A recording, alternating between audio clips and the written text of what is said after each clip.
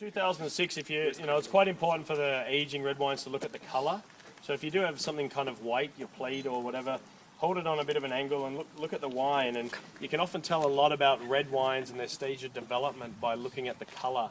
And so this one, it's just starting to get that first little bit of garnet color coming in there, right? Just starting now, but it's already 6 years old. So you'll find a lot of wines, you'll see that after 2 or even 3 years, much less. And so when it comes later, it's usually the sign of a wine with a longer lifespan to it, right? So this one's just starting to show it, but at 6 years old, that's pretty good, right? I think on the nose of the 2006 as well, it's also just starting to show those first signs of development as well. So for me, in a lot of red wines, you'll start getting things like tobacco characteristics, a little bit more of that earthy stuff come on the nose. At the same time, you'll notice there's still lots of fruit.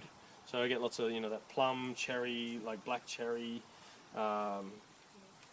raspberry, lots of fruit, like black and sort of red fruit on the nose, as well as there's a bit of age. So it shows a wine to me that's right in that middle stage of aging, right? So it's still got the primary fruit from when it's young, just starting to show the first hints of age. And so, still got quite a long time ahead of it.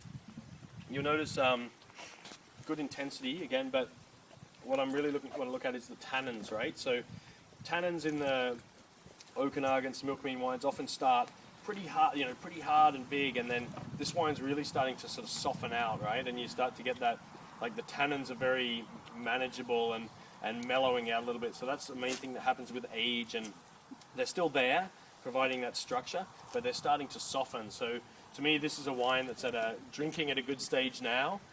We'll probably drink at this stage for at least another 5 years, and then if you like more of those aged characters, I think even another 5 years after that before it's good. There's not that many wines in the world that you can say are peaking around like 10, 15 years of age, right? It's pretty special what we can do in these climates naturally and make those kind of wines, right, that really do peak around that time.